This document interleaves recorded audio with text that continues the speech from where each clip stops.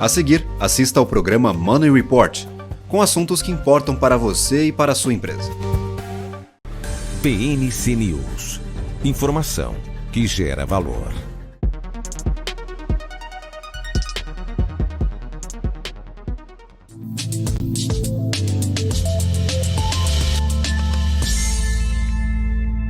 Olá, bem-vindos a mais uma edição de Money Report TV aqui na BMC News.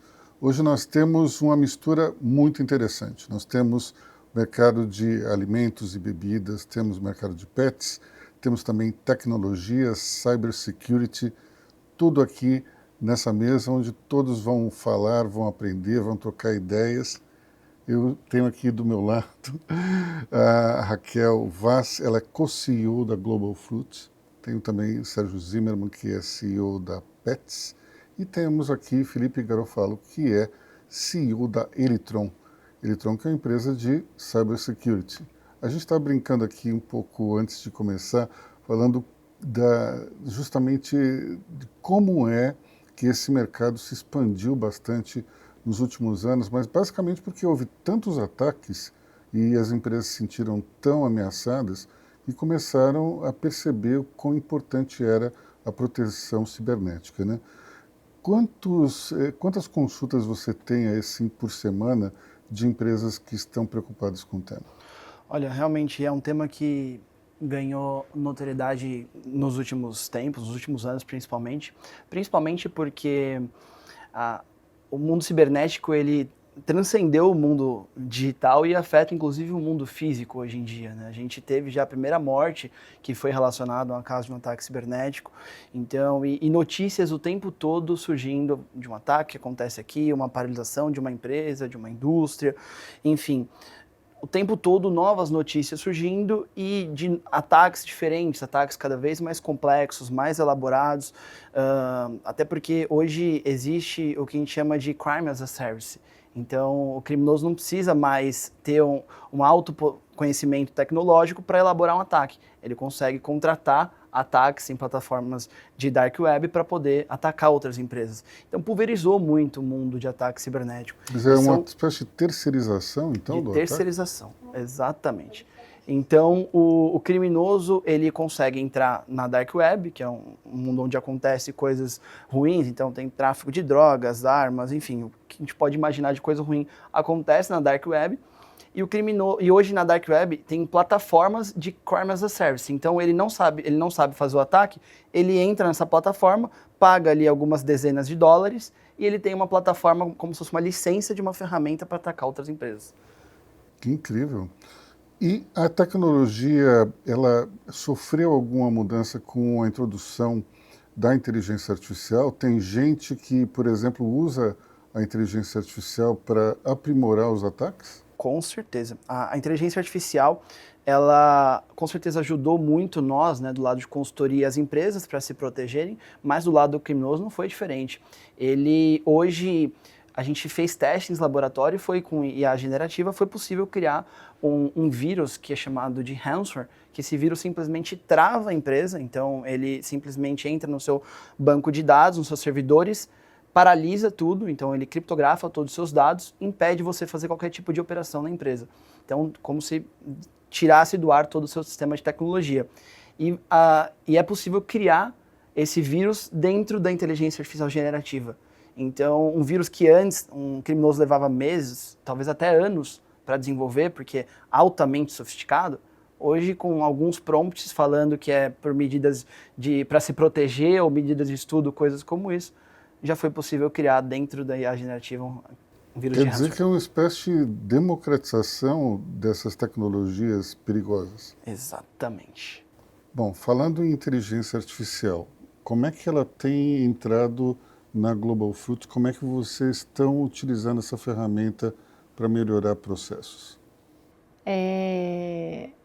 A inteligência artificial, acho que o grande detalhe dela é saber fazer a pergunta certa, né? Então, assim, a gente usar a ferramenta da melhor forma possível. Em automação, indústria, eu acho que a grande força mesmo está em automação, né? Cada vez diminuir os erros, né? Tudo que você tira do mecânico, você vai ganhando eficiência, melhora os resultados, então, nesse sentido, faz muita diferença. Na parte de pesquisa e desenvolvimento, acho que ela sempre tem muito a agregar, mas a culinária é uma arte, né? Então, tem muito a experimentação, mas a IA é incrível, né? Assim, acho que ela sempre agrega muito. Bom, já que você falou em pesquisa e desenvolvimento, Sérgio, a inteligência artificial, quando a gente tem ela acoplada à pesquisa e ao desenvolvimento de produtos, ela é muito boa, mas geralmente ela é utilizada tendo o ser humano no centro. E o ser humano fala, raciocina, mas e no teu caso que o personagem principal ele não se comunica, pelo menos não do jeito que a gente se comunica? Como é que vocês usam a inteligência artificial para entender e desenvolver melhor o mercado? Olha, tem várias aplicações, Aloysio, mas uma das mais interessantes, a gente tem todo um corpo do SAC, que é o Serviço de Atendimento ao Consumidor, que é um trabalho muito repetitivo, mecânico, às vezes para tirar os mesmos tipos de dúvidas, etc, etc. E sabe que tem uma supervisão, que é uma supervisão por amostra, que tem no SAC uma supervisão humana, só que com a inteligência artificial você consegue fazer uma supervisão 100% de todos os atendimentos. A inteligência artificial é capaz de reconhecer pelo timbre de voz se o consumidor está saindo satisfeito daquele chamado, se quem atendeu foi cortês, não foi. Então tem coisas assim que a gente nunca imaginou que poderia usar tecnologia para aumentar a produtividade. Então esse é um dos exemplos. E só voltando ao caso anterior, do problema dos ataques, os ataques foram brutalmente mais impactados, principalmente para o varejo, por conta da LGPD.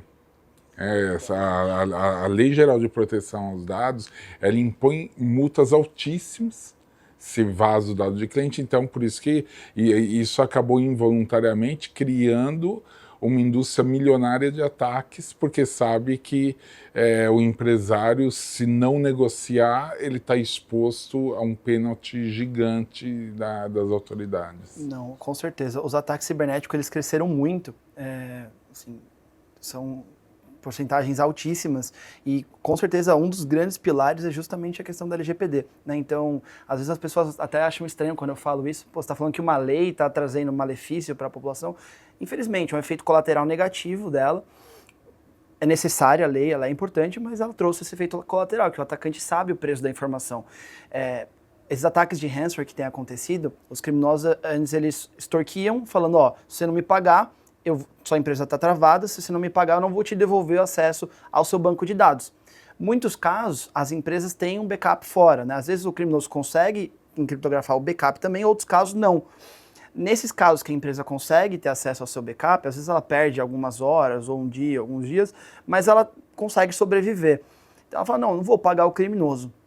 Porém, agora o criminoso com a lei, o que ele faz? Ele fala, tá bom, você tem seu backup? Você vai voltar a sua empresa pro ar. Porém, como eu criptografei tudo, eu tenho acesso a todos os seus dados. Se você não me pagar, eu vou vazar seus dados, você vai estar sujeito a uma multa de até 50 milhões de reais por episódio, fora todo o resto inerente a um cyberataque. E ainda a gente já viu o caso de tripla extorsão. Então, a empresa fala, não, eu não vou pagar, não negocio com o criminoso, ela vai na ponta final do cliente, falando, ó, eu tenho seus dados aqui, peguei todos os seus dados, seu endereço, seu telefone, dado da sua família, tudo. Se você não me pagar, eu vou vazar, ou enfim, ameaça de alguma forma a pessoa física. Ela triangula a extorsão. Exatamente. Que loucura. Vem cá, dentro do mundo atual se fala muito, pelo menos está muito discutido na imprensa, a questão das guerras, dos bombardeios e tal, mas não é talvez muito mais produtivo do ponto de vista econômico fazer um ataque cibernético, por exemplo, ao inimigo? Com certeza. Hoje o poder cibernético ele é quase tão importante quanto o poder bélico de um país. A gente tem países que, como por exemplo Coreia do Norte, que não tinha, por exemplo, muito acesso a poder bélico, etc. e tal, e se tornou um país relevante, né, no mapa geopolítico por conta do poder cibernético que eles têm. Hoje é um país que ciberneticamente tem um grande poder. Israel, por exemplo, poder cibernético, aqui não é o caso da Coreia do Norte, porque eles têm poder bélico também, mas o poder cibernético de Israel coloca eles no mapa de geopolítica, de influência geopolítica, de uma forma ainda mais potencializada justamente pelo poderio cibernético que eles têm. E com certeza, hoje já é tratado como uma das grandes forças e fortalezas de um país ele ter um bom exército cibernético, que a gente chama de cyberarm. Aliás, essa pergunta, Luiz, olha só que interessante. Se você pegar o século XX, para quem tem uma rede de varejo, o maior problema seria um incêndio numa loja, o incêndio num depósito central. Nossa, isso aqui é a catástrofe do século XX. Hoje, é claro que é ruim, mas não se compara a um ataque cibernético, que realmente você paralisa a empresa. Agora eu vou lembrar de um episódio que eu acho que só eu e você na mesa vamos lembrar, que é o filme Jogos de Guerra, que é um filme ainda do início dos anos 80, no qual um adolescente ele hackeia o sistema de segurança nacional, entra no computador que administra os mísseis nucleares, só que sem saber ele acaba provocando uma guerra cibernética, né? E daí o computador acha que vai ser atacado pela Rússia, faz simulações de mísseis, enquanto isso fica todo o Estado-Maior absolutamente em pânico, achando que está havendo um ataque mesmo, né? Isso hoje é muito mais fácil de acontecer do que naquela época. Com certeza. Hoje, para as empresas, a Allianz até inclusive fez uma pesquisa no mundo assim com as principais empresas, e hoje o risco cibernético ele é número 1 risco das empresas pesquisadas ali. A maioria delas respondeu que o risco número 1 é o risco cibernético, né? Porque, enfim, muito disso você consegue ter seguro, prever, você tem apetite àquele risco, você conhece o risco, né, vamos dizer assim. No risco cibernético você não conhece o risco cibernético. Você não tem ideia de qual pode ser o potencial de um ataque cibernético. Então, ele com certeza é relevante, e não só para as empresas, mas para o mundo. Hoje, segundo no World Economic Forum, eles listaram lá, eles avaliam, né, não sei se é anualmente ou bianualmente, enfim, os riscos, né, de acontecer uma grande catástrofe, enfim, alguma coisa ruim com escala mundial. E o risco cibernético, ele está abaixo somente de causas naturais, como um tsunami, um terremoto, etc. Todo o resto, enfim, questões geopolíticas, questões de narcotráfico, todo o resto que antes era um grande risco para o cenário mundial, ficou para trás do risco cibernético. Bom, já que você falou a palavra apetite, eu vou passar aqui para a Raquel. Você hoje tem várias empresas como clientes na Global que invasam os produtos, mas você tem notado uma tendência em busca de produtos mais saudáveis por parte dos seus clientes e dos consumidores? O que acontece? Começa na embalagem, né? Eu acho que a embalagem ela traz muita consciência, né? E todo mundo notou que as embalagens começaram a ter a obrigatoriedade de ter descrito a quantidade de açúcar, de sódio, são coisas que vêm crescendo, né? A consciência das pessoas está cada vez maior, e junto com a consciência eu acho que é a informação. Então, com mais informação, as pessoas tendem ao quê? A diminuir o consumo de açúcar, a buscar produtos mais saudáveis, com mais proteína, mais colágeno. São tendências mundiais, né? E isso vem acontecendo de forma, eu acredito que agora com essa legislação nova, de forma mais rápida, né? Até por colocar luz em uma coisa que antes não acontecia. Hoje tem na embalagem, né? Alto em gordura saturada, alto em açúcar adicionado. Isso é interessante porque, de fato, tem um impacto gigantesco. Outro dia eu estava com a Cris no supermercado e falei, vamos comprar tal coisa? Não, alto em sódio. Não vamos. Então vamos comprar tal coisa? Alto em gordura adicionada. Não, também não. Então vamos nisso aqui, alto em açúcar. Eu falei, você vai lá na prateleira de legumes e fala, vamos fazer... Vou ficar por aqui. Mas aí tem um problema que eu vou perguntar para a Cristina. De fato, a gente está precisando pegar produtos saudáveis. Mas e como é que fica a música do Roberto Carlos? Será que sabor. tudo que eu gosto é ilegal, é imoral ou engorda? E aí?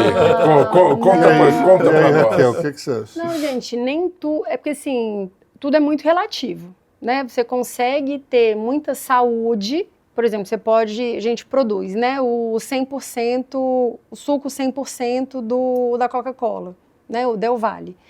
Ele é super saudável, ele não tem nada aditivo, ele não tem açúcar adicionado, ele é a uva, né, o suco de uva lá, eu estou dando um exemplo do suco de uva. Ele é muito saudável, sim, só que ele tem muito carboidrato, né? Então, às vezes, a representatividade de carboidrato nesse suco, ela é alta, só que não significa que não é um produto saudável, entendeu? São coisas que são distintas. E cada vez a gente Então tem... engorda, se tem carboidrato, engorda. É porque depende, por exemplo, a minha filha precisa emagrecer, o meu sobrinho precisa engordar, né? Ou então manter o peso dele. Tem crianças que hoje em dia não se alimentam muito bem, então para eles é um super alimento, que ele está consumindo uma coisa que é saudável, né? E vai dar força para ele, energia, para ele correr, fazer tudo que ele tem que fazer, sem ter nada adicionado, sem ter aditivo, né? Então tudo é muito relativo. Nós né? temos aqui na mesa 2 empreendedores e um empreendedor que hoje é uma espécie de juiz dos empreendedores, né? E você participa do programa Shark Tank, você avalia várias iniciativas. Então, eu queria aqui fazer uma brincadeira. Que a Raquel fale, por exemplo, da sua outra empresa, que é A Vero Brodo. Que é a Vero Brodo. Você fale um pouquinho da Eritron e vamos ver qual que você vai achar desses 2 pitches. Vamos lá. Quem vai primeiro? Raquel? Então, em busca de sabor, né? Porque ele me provocou perguntando, né? Quando a gente falou da Vero Brodo, se era um produto saboroso. Em casa, a gente se preocupa muito com o quê? Com qualidade e sabor. Como é que a gente fazia como é que a gente podia fazer? O que a gente podia fazer para juntar essas 2 coisas, né? E nós desenvolvemos uma receita, né? Com ossos, carnes, legumes e desenvolvemos um produto que o nome é Vero Brodo, um produto delicioso, né, que agrega colágeno, proteína, vitaminas. Então, como a gente falou no outro bloco, né, crianças que têm dificuldade de alimentação, é um produto muito rico, que você consegue adicionar esse tipo de produto na comida. Ou às vezes a gente quer emagrecer, é um produto que ajuda, porque ele é um produto de alta qualidade. Então, quando a gente ingere ele em jejum ou para sair do jejum, é um produto que entra, né? Então ele protege todo o nosso sistema digestivo, com muita qualidade, ajuda a emagrecer, sacia, prepara o nosso organismo para receber outros tipos de alimentos. Uma outra situação, você está com pressa, quer preparar um risoto, um alimento saboroso, você já tem aquele caldo pronto, né? Cheio de perfume, cheio de tomilho, né? A Luísa que gosta muito de tomilho. Então, o que a gente fez? Trouxe a cozinha da nona, né, para acesso de todo mundo. Então, acho que a proposta da Vero Brodo é muito essa. Conseguir levar qualidade para a mesa do brasileiro, né? E, além disso, que eu acho que a gente não teve nem tempo de falar, quando a gente pensa nesse tipo de produto, a gente consegue comprar produtos que não servem para a mesa, mas eles servem para produzir industrialmente. Então, nós trabalhamos com cooperativas familiares, compramos produtos que às vezes não estava bonito para a prateleira, mas ele está excelente para ser consumido, né? Então, a Vero Brodo vem com uma proposta agregando muito valor, né? Ela agrega valor para a família de forma geral, com muita consciência, né? Muita responsabilidade social, responsabilidade ambiental. É uma marca linda, gente. Eu sou muito apaixonada. Você vai provar, tá? Geralmente no programa o Sérgio disse que a conta não fecha. Que ela não falou a valuation ainda. A conta vai fechar. Vai fechar. Eu já tenho uma proposta de uma empresa para ele. Eu já tô Está aprovado o pitch de vendas ou não? Posso ouvir o dele? Vamos ouvir então. Deixa eu, depois Vamos lá, Felipe. Depois eu vou ver se eu vou escolher um dos 2. Não, perfeito. Bom, vamos lá. A Eritron é uma empresa de cibersegurança, né? Acho que é um problema global. A gente estava comentando, é um problema, o principal preocupação de todo empreendedor, de todo gestor, de todo C-level. É um mundo que hoje, o cybercrime, ele causa de prejuízo anualmente para as empresas. Esse ano vai fechar em 9,5 trilhões de dólares. Então é um problema que, se a gente for imaginar que se o cybercrime fosse um país, ele seria o terceiro maior país do planeta. Então, os criminosos estão investindo em novas tecnologias para poder ter os seus benefícios ilícitos ali e atacar as empresas e ter, enfim, conseguir atingir os seus objetivos. E a gente vem justamente resolver esse tipo de problema de uma forma inovadora, de uma forma diferente. A gente consegue trazer, de fato, a visão do atacante para os nossos clientes. Então, tanto um atacante interno que, de forma dolosa ou culposa, perdeu a credencial dele de acesso ou vendeu a credencial de acesso, ou um atacante externo, então um atacante da Rússia quisesse invadir a empresa, aonde ele chegaria, o que de prejuízo ele poderia trazer para a companhia, de fato, qual que é o risco real da companhia. Eu acho que não é uma crítica ao que existe hoje, mas de fato um convite para olhar de uma forma diferente, porque o que tem sido feito não tem sido suficiente para, de fato, proteger as empresas. Então, a gente traz essa visão do atacante, trazendo uma visão real de risco da sua companhia e conseguindo tangibilizar isso, né? Porque hoje, muitos riscos das empresas são compreensíveis, né, e aceitáveis, mas o risco cibernético hoje ele ainda é um risco desconhecido, um risco oculto que de fato você não consegue mensurar. Então nosso papel é justamente trazer uma mensuração do seu risco, uma visão do ponto de vista do atacante para de fato elevar a maturidade da sua empresa. Bom, nós temos aqui duas propostas totalmente diferentes. Então, e esse é o ponto legal. Olha, eu ia justamente dizer isso. Aparentemente, nós temos duas propostas super diferentes, mas na realidade eu vi duas propostas super iguais na essência de uma coisa que se chama tendência de futuro. Duas coisas que conversam muito sobre o que é estar bem posicionado num mercado que só vai crescer ao longo dos anos. Então, você pega o tema da cibersegurança.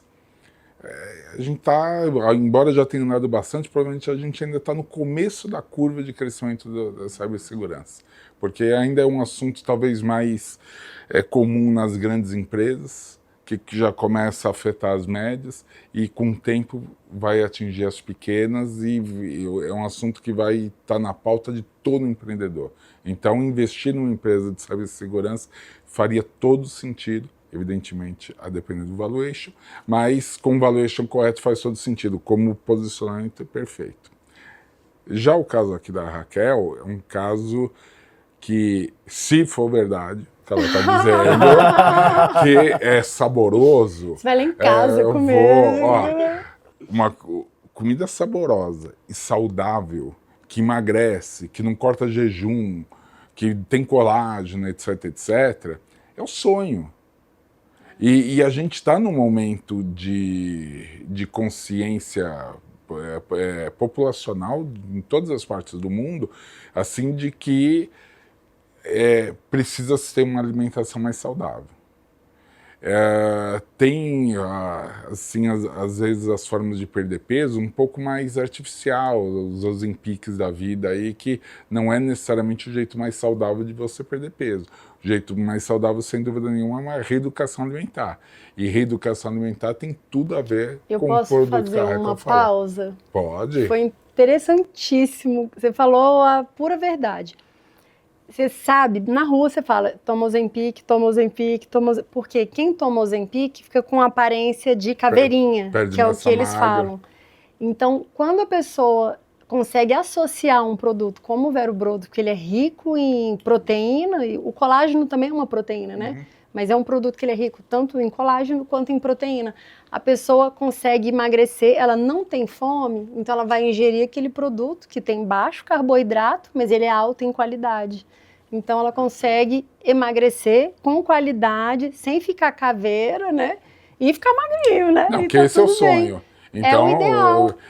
Então, se você pensar, esse também é outro mercado que você pega alguns anos atrás, talvez fosse super nichado, Só que esse nichado está cada vez aumentando mais e eu vejo assim, se pensar 10, 15, 20 anos para frente, provavelmente vai ser um mercado mais massificado do que para nichado.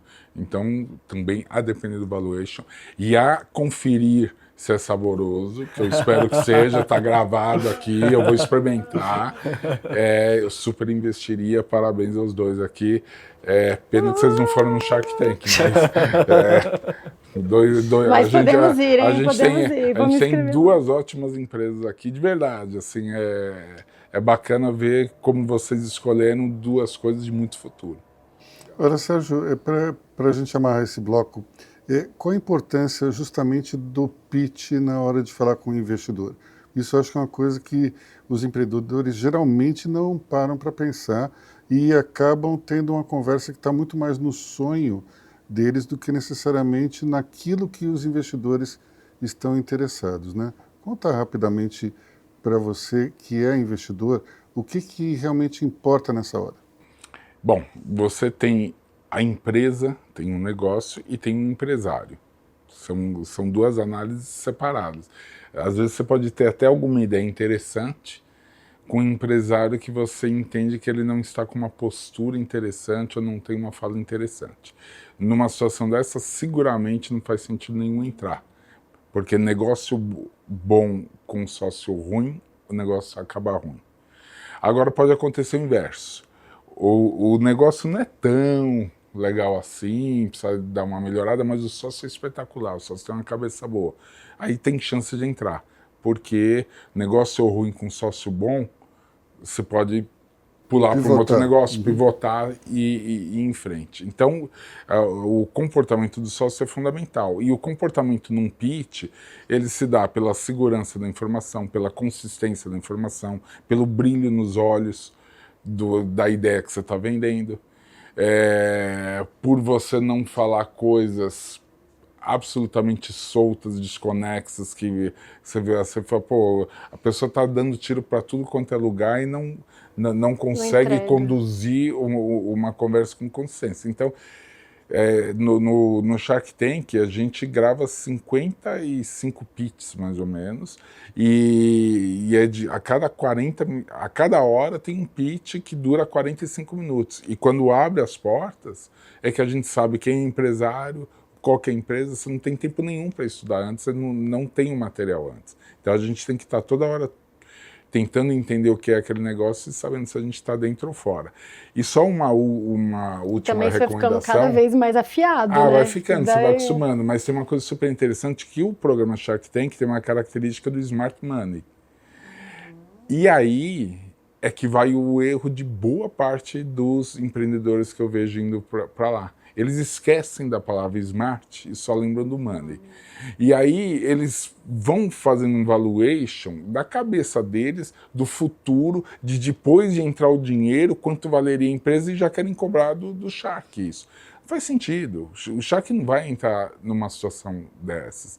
Então, é muito mais inteligente uma pessoa que vai lá e fala assim, ó, eu estou dando 30% por um valor que não importa qual seja, mas os 70% remanescentes que eu vou ficar vai criar tanto valor se eu tiver o smart dos Sharks, que não importa se os 30% eu não entreguei por um bom valor. Só que as pessoas querem capturar valor nessa primeira entrada com o Shark, e esse é o erro mais comum lá. Eu percebo que muitos desses empresários de startups não se preocupam muito com o aspecto vendas, achando que a internet pode resolver o problema deles.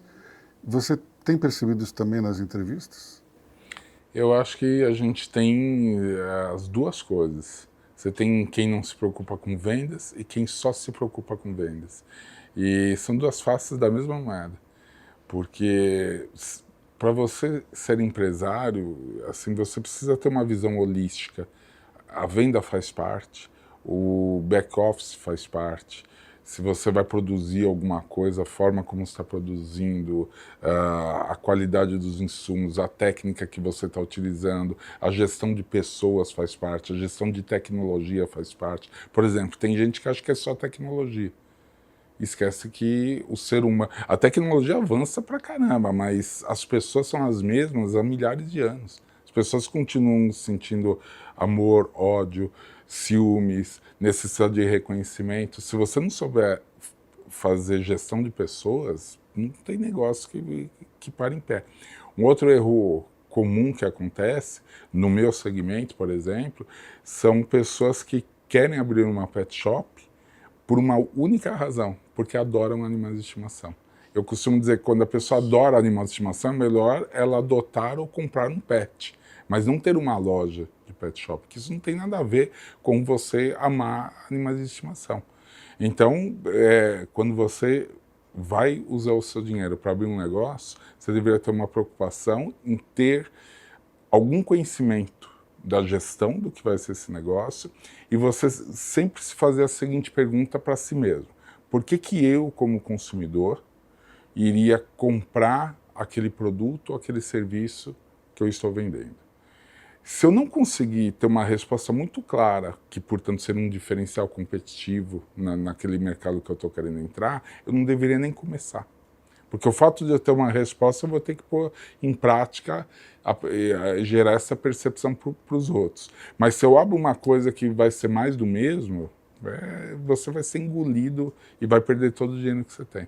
Esse ponto, ele me faz lembrar uma história que o Marco Stefanini, que também é da área de tecnologia, conta. Uma vez eu perguntando para o Marco, mas você é engenheiro, você é matemático, o que você fez de faculdade? Daí ele me disse o seguinte: olha, na minha vida, eu não escolhi fazer o que eu gosto, eu escolhi gostar do que eu faço, porque ele era formado em geologia. Então, ele aprendeu a tecnologia, ele aprendeu a gostar daquilo que ele fazia e expandiu violentamente, é uma das maiores empresas de tecnologia do mundo hoje, né?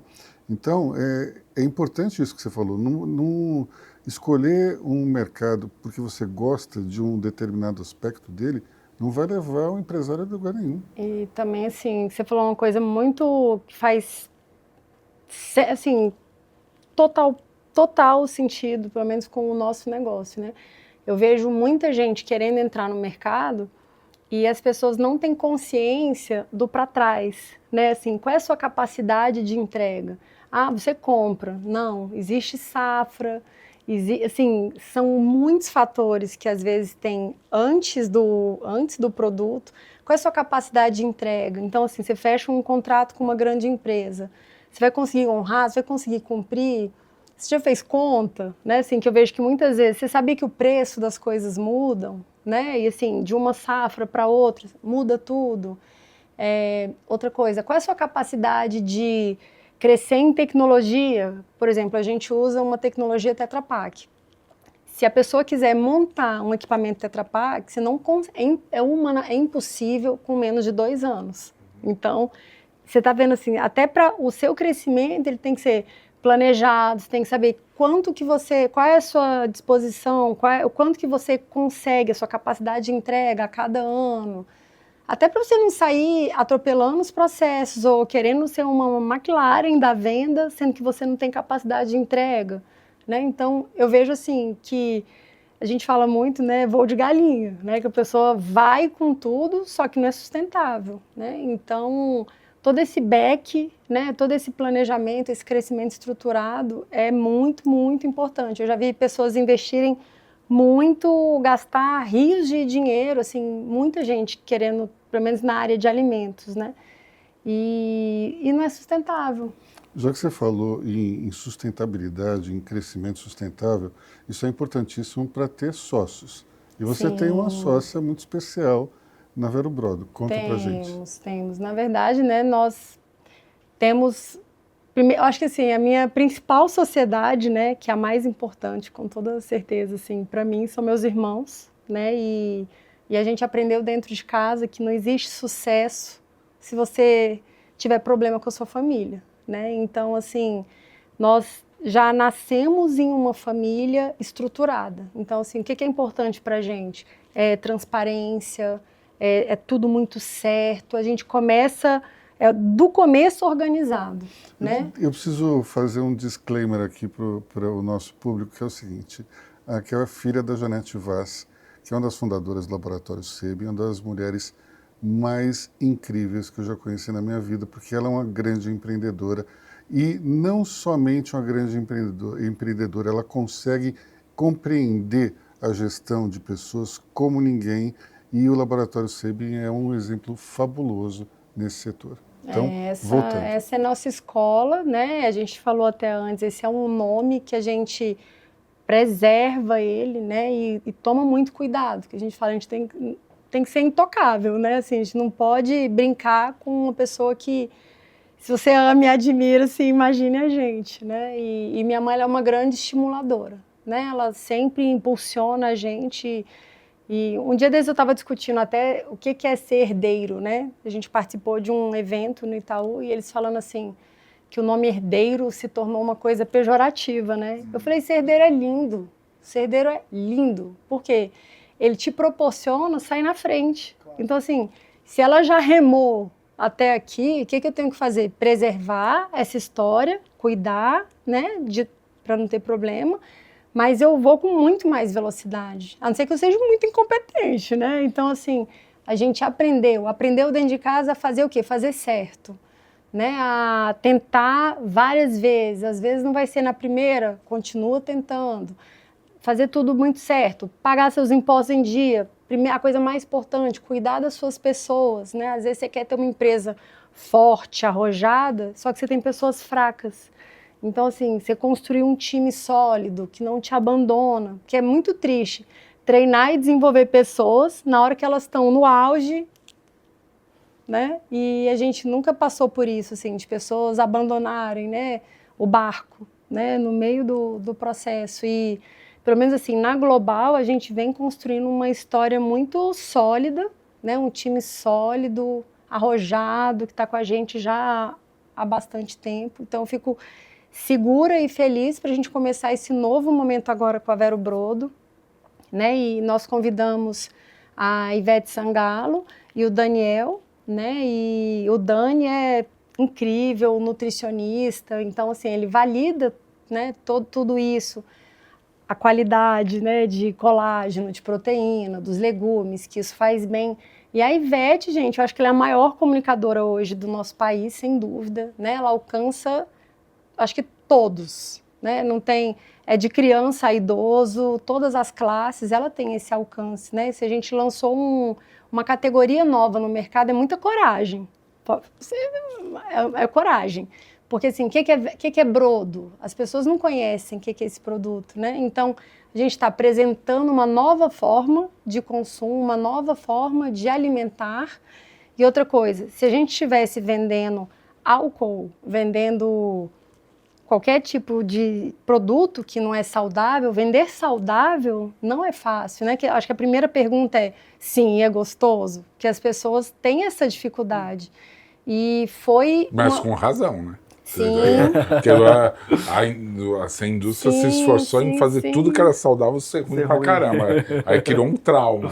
Mas... Não, eu concordo plenamente, tanto é que a nossa meta foi juntar o que é importante na Europa, sabor, o que é importante nos Estados Unidos, a qualidade de colágeno, proteína. Então, assim, nós juntamos, mesmo que a gente está no Brasil, né, um país rico em ossos, carnes, vegetais, né, a gente tentou juntar o melhor e criar um novo conceito. A gente falou muito de investidor e tal, e como é que é a tua relação com o mercado financeiro?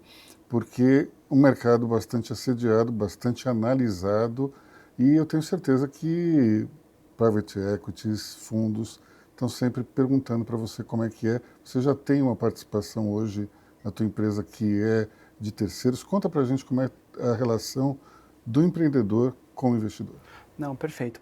O mercado financeiro, ele é uma grande preocupação, né? Assim, acho que toda empresa hoje tem uma preocupação com cibersegurança. A preocupação do mercado financeiro em si, ela já vem desde lá de trás, né? Enquanto outros setores começaram a olhar nos últimos anos, principalmente depois que começou a se falar de LGPD, o mercado financeiro já olha para a cibersegurança quase uma década atrás. Então, porque no final do dia a matéria-prima deles é o dinheiro e é o principal coisa que o criminoso quer, né? Apesar que existia o que a gente chama de hacktivismo, que é o criminoso, entre aspas, pichar site ou fazer qualquer coisa assim para aparecer. Hoje, a maior parte de ataques cibernéticos tem com finalidade o ganho financeiro. Então, é uma necessidade. Hoje a gente atende aí grandes bancos, grandes empresas do mercado financeiro, mas não temos no CapTable nenhum fundo. A empresa é bootstrap total, tenho eu e o meu sócio, que somos fundadores.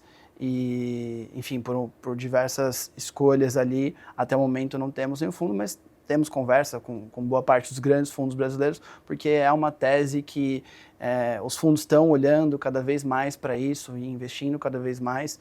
Enfim, o mercado de M&A, ele está um pouco desaquecido aqui no Brasil, mas, enfim, por enquanto, na nossa tese não faz sentido nenhum fundo financeiro na operação. Mas a gente está em contato com todos não, mas boa parte dos grandes fundos o tempo todo para discutir estratégias e elaborar para que em algum momento que faça sentido a gente ter algum fundo com a gente. Sérgio, você acha que o investidor anjo olha para coisas diferentes de um fundo de private equity ou vocês estão olhando as mesmas coisas hoje? Acho que aqui, Luiz, depende do perfil do fundo de private equity, porque você tem fundos de private equity que olham diversos... Tem fundos especializados em empresas estressadas financeiramente, por exemplo. Só o foco é investir nesse tipo de empresa. Outros talvez compitam um pouco mais com o investidor anjo. Outras só pegam empresas que já estão rolloutadas, já estão acontecendo e que enxergam uma oportunidade de escalar. Então, eu acho que tem muitos fundos que são absolutamente complementares ao investidor anjo, né? Geralmente é uma escadinha que vai, mas pode ter alguma intersecção, mas eu acredito que seja pequena. Eu acho que o private equity é para uma etapa seguinte, embora tenha empresas que não passam pelo investidor anjo e vão direto já para o private equity. Existem investidores que, digamos assim, eles se interessam por empresa porque ela fez algo interessante. Mas uma vez dentro dessa empresa querem mudar tudo. Por que isso acontece? Acho que isso é uma das razões principais pelas quais às vezes uma sociedade com um fundo de private equity pode ser desastrosa. E eu vejo aqui duas grandes razões para dar errado uma junção de um empreendedor com um fundo de private equity. Por parte do fundo, exatamente o que você falou. O fundo admira um negócio, e aí ele fala, vou entrar. Só que quando ele entra, ele fala assim, bom, quem entende desse negócio para escalar sou eu. E ele simplesmente vem um pouco como um rolo compressor e não respeita a origem, a alma do empreendedor, o que levou a empresa até ali. E nisso a empresa fica totalmente sem alma e muitas vezes ela naufraga e a relação também fica super tensa e infrutífera com o empreendedor. A segunda razão é oposta. É o empreendedor que só fez um negócio com um fundo de private equity só imaginando que o private equity vai dar o dinheiro e acabou. E que o private equity é um monte de almofadinha da Faria Lima, que não entende nada de negócio, que só quer ficar falando de planilha de Excel, que não conhece a realidade do meu negócio e não dá valor nenhum pro que o fundo pode agregar para o negócio. E aí potencialmente dá errado. Então, é a cabeça de como fazer o negócio. Quando eu procurei um fundo de private equity, antes de abrir capital, eu estava com a cabeça muito clara que tipo de fundo que eu queria e acho que eu escolhi o melhor fundo do mundo para mim, que foi o Warburg Pincus, e acho que eles escolheram um sócio ótimo para eles, que foi o melhor caso de retorno para eles, porque justamente sempre houve admiração e respeito recíprocos, que isso para mim é a chave de uma sociedade dar certo. Agora, quando um quer desqualificar o outro, nasce já com os dias contados. E muitas vezes o fundo de private equity tem uma obsessão por cortar custos, né? Resultado. Você é resultado o tempo todo e muitas vezes você está numa curva de crescimento e isso é mais complicado. Por isso que quando você faz um negócio, você precisa se preocupar em alinhar valores. Porque cultura muda. Quando o fundo entrou, mudou um monte de coisas na cultura da empresa. Por exemplo, uma das coisas que eu aprendi foi contratar profissionais muito melhores do que eu. Para a empresa avançar, eu precisava contratar profissionais que fossem muito melhores do que eu na área que eles atuam. Então, eu não posso ter um sentimento que o diretor comercial, se tivesse no lugar dele, seria melhor. Que o diretor de operações, se eu tivesse no lugar dele, seria melhor. Isso é um absurdo. Se eu sou CEO da companhia, o CEO tem que ser o maestro. Mas ele tem que escolher o melhor tocador de cada instrumento. E a função do CEO é dar harmonia para que saia uma música. Porque também não adianta ter cada cara maravilhoso na sua função e não ter coordenação. Isso é função do CEO, coordenar. Mas as pessoas precisam ser as melhores nas suas áreas. Não adianta ter 10 Messi no time de futebol que o goleiro vai tomar gol toda hora. É isso aí, é exatamente isso. E como é que você, na condição de co-CEO, consegue fazer justamente essa maestria e conseguir coordenar todos os seus diretores? Eu acho que a gente desenvolveu uma habilidade que é alcançar os corações, né? Então, antes da gente chamar as pessoas, a gente sempre busca conhecer muito. Então, a gente conhece muito a estrutura familiar, o que é importante para essa pessoa, até para eu poder potencializar tudo que eles precisam, para eles poderem potencializar tudo que eu preciso, né? Então, o que a gente faz é muito isso, conseguir coordenar as pessoas da melhor forma, respeitando os valores delas, cobrando, né, de uma forma justa, certa e respeitosa, assim, né? Lá na Global a gente fala muito que a nossa bandeira é o respeito, né? Eu não abro mão de respeito, não aceito assédio, já mandamos gestor principal embora por assédio, então a gente tem os valores muito fortes e quando você vai convidar essas pessoas para trabalharem, né, com a gente, se isso não for valor para eles, não faz sentido, né? Então, tem que ser valor para todo mundo, senão não funciona. Felipe, como é que é conquistar os corações dos colaboradores numa área tão, digamos, fria como a tecnologia? É complexo. É complexo. Igual. É complexo. Pessoas são pessoas. Mas são pessoas sempre. Mas... Não, pessoas de TI são diferentes. Eu acho que pessoas Eles vivem são no pessoas. ar-condicionado. Elas têm uma lógica própria. É isso aí. E assim, eu sou nicho do nicho, né? Porque, enfim, tem as pessoas de tecnologia, eu tô num setor que o cara ele tem que ser ele tem que entender de programação, ele tem que entender de desenvolvimento de sistemas, mas ele tem que saber como bypassar as proteções daquele sistema. Então, é o nicho do nicho, né? A gente tem a tecnologia, tem o desenvolvedor, eu tô aqui ainda. Digamos, a gente está falando do ultra nerd, é isso? Ultra nerd, exatamente. Tem que ser uma pessoa tecnicamente, assim, com um conhecimento técnico altíssimo, porque pensa, no final do dia, o trabalho é justamente entender o que o desenvolvedor está fazendo, que não é o core dele a parte de segurança, apesar do desenvolvedor entender de segurança, não é o core dele. O core dele é desenvolver o sistema no tempo previsto e entregar um bom sistema funcionando para o usuário. O trabalho da nossa equipe é justamente fazer esse sistema que o desenvolvedor fez funcionar de uma forma que não deveria. Então ele achar barreiras que ele consiga quebrar para que o sistema de alguma forma funcione de uma maneira não esperada. Então, o conhecimento técnico dessa pessoa é muito alto. E o perfil dela é diferente. É uma pessoa muito introspectiva, é uma pessoa que, enfim, são diversas qualidades que essa pessoa tem. E essa questão de conseguir engajar essas pessoas é um desafio muito grande. A cultura... a gente consegue fazer isso porque nossa cultura é muito forte.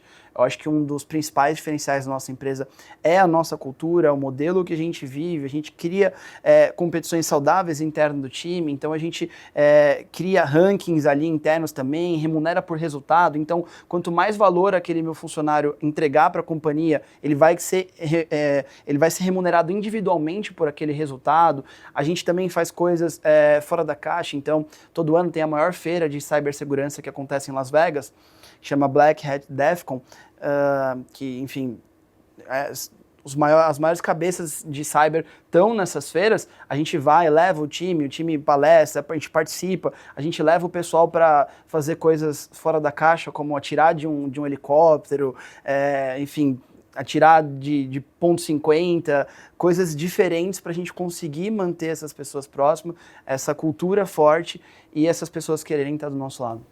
Bom, cultura é um fator importantíssimo que a gente até acabou não discutindo muito aqui, mas infelizmente chegamos ao final do nosso tempo e a gente precisa encerrar o programa. Naquele momento que todo mundo fala... Bom, então agradeço muito, Raquel, Sérgio, Felipe, conversa ótima.